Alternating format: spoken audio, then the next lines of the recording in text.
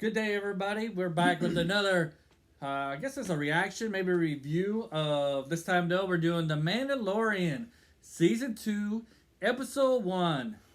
I can't remember what the title of this episode was called, but Chapter 9. I'm going to, Chapter 9, but there's a title. I'm going to title it, Star Wars meets Tremors. That's what I'm going to title it. If you ever see the Tremors movies, where you got an underground animal that comes up and grabs people. They call them the graboids, but the title of the movie is Tremors.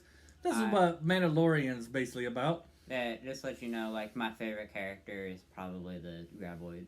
The graboid of the Mandalorian? No, well, I mean, that's like the dragon or something. It's called like the Great Dragon or something, but like, when I'm watching Tremors, I'm just like, I'm watching it because I'm just like, ooh, people are being eaten by the graboid. Right. Alright, so let's get started here. The Mandalorian Season 2, Episode 1. Our impressions or reactions is, well, first, we start out basically where Season 1 ended. You know, we watched it like completely different times. Yep. I watched it like an entire day after he watched it. Yeah. But Episode 1 takes place exactly kind of right after Episode 2. We got the Mandalorian trying to return Baby Yoda, Baby Yoda, back to its home planet, back to its people. We call it Baby Yoda because no one knows its name, because the developers decided not to give its race a name or to get the main character to actually give the baby a name. Yeah. It's kind of sad. But I think it makes it more mysterious. Anyway, so... At least they could have nicknamed him something. Yeah. So we go back to our favorite planet, Tatooine, which is probably about Death Zone. 80% of the movies. Yes. And so I enjoyed it. Did you enjoy the first episode of Season 2? Yeah. Right. So my impression is this movie kind of reminds me of a video game in that we see the Mandalorian, he goes into a place that has like a fight, and he's trying to get information about where Baby Yoda's people are, and he runs into this guy, and he tells him that there's a Mandalorian that lives on Tatooine, and that if he goes there, he might be able to get information on where Baby Yoda's planet is, or his people lives. And as he goes there, he runs into somebody wearing Mandalorian armor, and a guy wearing, and so it's kind of like, and then he goes on like a side quest. It's like a video game. The guy says, well, I'll give you this armor, this Mandalorian armor, if you help us fight this big, giant, underground creature. And then if you help us kill it, I'll give you the armor. And I was kind of like, a side, like just like a video game. You're on this main quest, but you run into this so-and-so person who tells you go do this, and I'll give you this equipment. Yeah, it's like me playing Dungeon Siege 3, and someone's like, go break all the rocks, and I'm just like, I don't want to break the rocks. I have a hard time finding my way around anyways. Right. So I don't do it. Right, so... but, for me, we do meet some interesting character, the Marshal. I kind of like the Marshal. What's your feelings about the Marshal? He's pretty cool. He's nice. Yeah, he's a pretty cool guy. We get the whole story on how he got the Mandalorian armor. And if you have, like, it's really fun because it's just like, the armor, if you know Star Wars pretty well, then you would see the armor that he was wearing and what kind of armor he was actually using. Yeah. It's pretty cool. Yeah, if you know the original trilogy. Then it gives you questions like, how the heck did you get that armor? Well, how did the Jawas get the armor? Because he gets it from armor. So it's like, how did the Jawas get this armor? We're not going to give you away anything on the armor until later on in this video when we'll say spoilers. It's not in the first 3 movies, though. I mean, like, maybe... It is in the first... Well, the first 3 original movies, it is. For your generation, it's in movie 6. Yes. 5 and 6. But for my generation, it's the first 3 original movies. So we got the Marshal. I forgot that they were made completely different times. Yep. And we also on this, if you like the Sand People, we get to explore the Sand People culture a little bit more.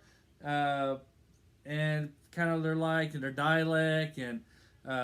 dialect. It's a bunch of noises and grunts and... Right. But what do you think about the Sand People? You like how they're introduced and they kind of explore their... I like how they're not, like... because like they're always seen as the bad guys, and it's like, and then in this one it shows that they're not bad guys; they're just people who do things. Right. They're just people who are seen as bad guys to people who are a little bit more civilized. Right. So yeah, exactly. So in the movies, you see that they're just basically people who goes around killing settlers, basically. Yeah, because it's like, hey, this is our place. Right.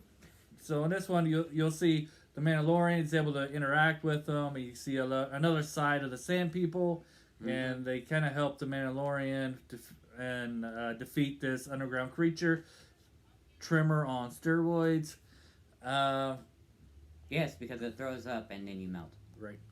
And then we meet an old character, the woman at the ship, who's in the original season. When I saw her, I was like, yay! Yeah, she's pretty cool in the robots. And I love how that she's just like, okay, wait, guys, don't do that. He doesn't like droids, and he's just like, whatever, just do it. Yeah, and she's just like, okay, never mind, he likes droids. Yeah, he's like, droids are okay. Yeah, he's like, fine. And then they start destroying things. And then they start breaking things, and then she's just like, why? Yeah. He's like, hey, he don't really like you guys. Stop breaking his stuff. He doesn't like you guys really much in the anyways, so stop it. Right. So, yeah. What was your feelings about the movie? I mean, we already went through like, some things, but... Still, I like the creature more than the people, but... like... I think it was kind of silly how, his little stun stick on his sniper, whatever it is, I don't know what it is. I'm just gonna say it's a sniper rifle because it's what it looks like. Mm-hmm. But, like, its little stun function was big enough to, like, shock the entire thing. And I'm just, like... Oh, from the inside. Yeah, I'm just, like, really confused. I'm just, like... Right. No way. You gotta explain that a little bit better. So he gets swallowed by the Tremor thing, by the Tremor monster. I don't know if he has a name in this It's called movie. the Great Dragon. Okay.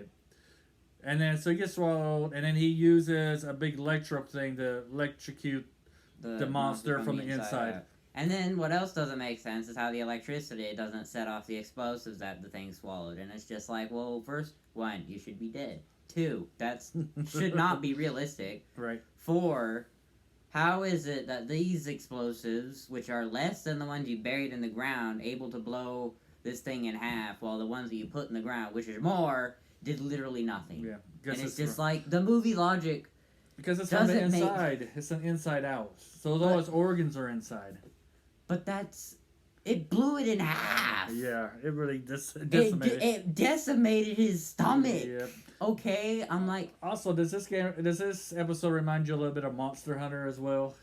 Besides Tremors, here he is fighting a big monster. Actually, yes, because there's a Nibble Snarf. I love the name of it. It's called Nibble Snarf, and you can put down a bomb, and it'll eat the bomb, and then it goes blowing up, and it shoots out of the sand, and then you get attacked. But basically, like, it kind of reminds me of that.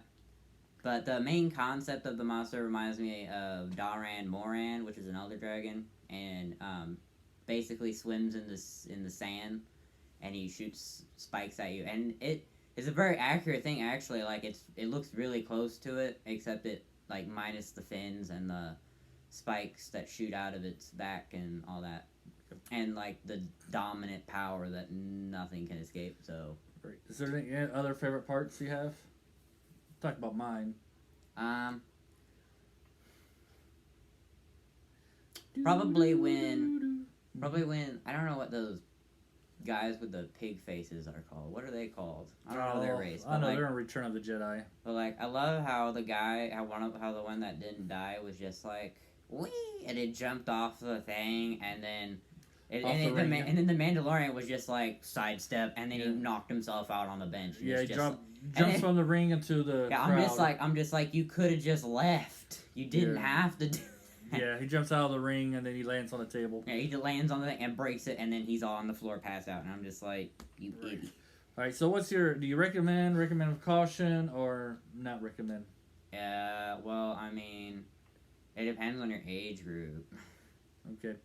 I recommend. Do you recommend it without caution? Yeah, I recommend it, but like it also depends on your age. Okay, so let's say you don't own Disney Plus. Would you recommend them getting Disney Plus just so they can start watching the second season of Mandalorian? No, that's dumb. I'm pretty sure there's definitely another way you can watch this. I think at the But if you're getting Disney Plus just for the sole purpose of watching The Mandalorian, then just don't get Disney Plus. But like, if you're getting Disney Plus, Plus, it's the only way you can watch it.